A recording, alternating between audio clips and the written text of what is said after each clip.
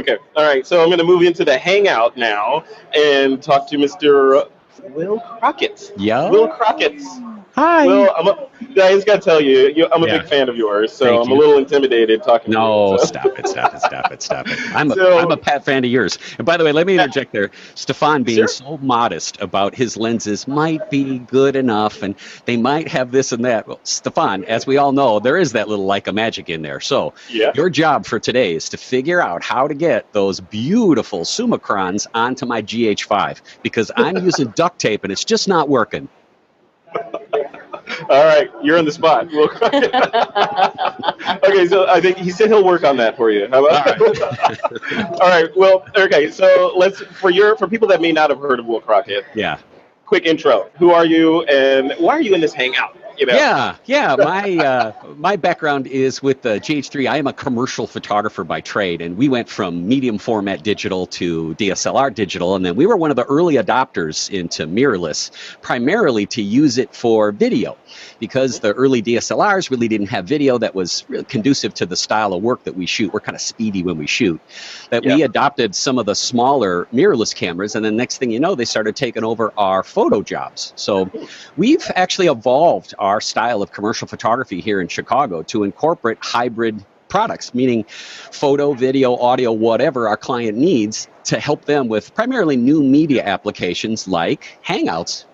Yeah. So then hybrid. So you just defined the word hybrid. It's photo, video, audio combined together to make a new product. Okay. So traditionally, photographers it's been, okay, I'm going to make a photo, right? Right. A two-dimensional piece of art, 8x10, 5x7, 16x20.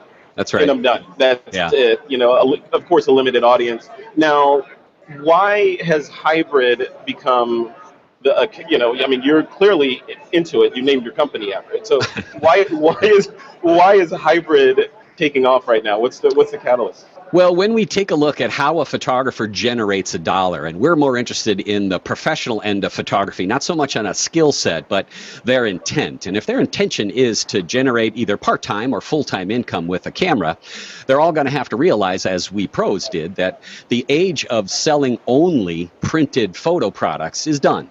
And it's only a matter of time until we're going to have to shoot electronic, non-printed products as either a side, or I think in a relatively short amount of time, photographers are going to be selling electronic products to be able to play on a screen more than they will the printed product. And as photographers know, as soon as you dive into a new system, if you've got the ability to shoot beautiful images that are going to end up on an iPad or a computer screen, and you've also got the ability to add motion to those and add sound to those, why would you not?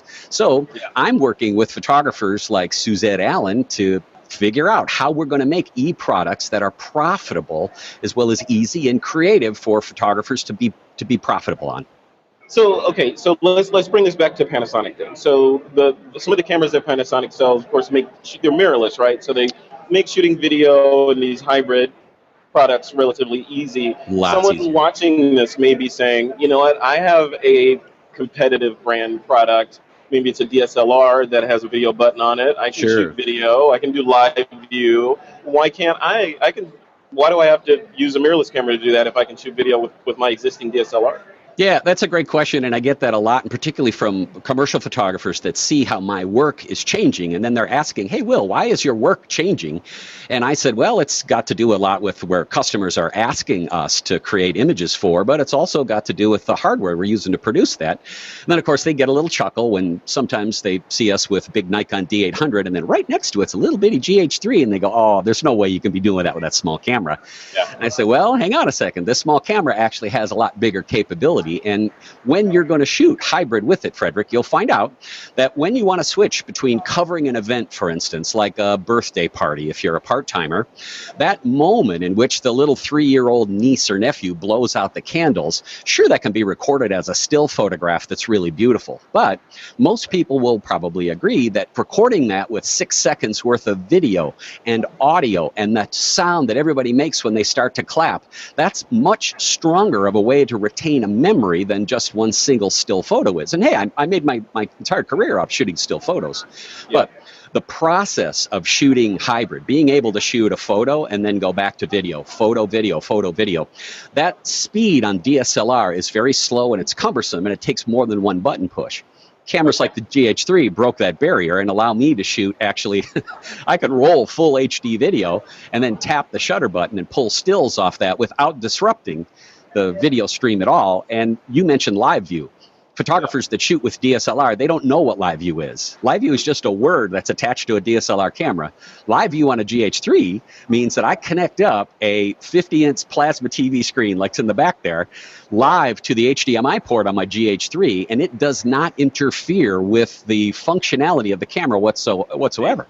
And it works all the time. So when I'm in shoot full mode, time, right? Yeah, full time.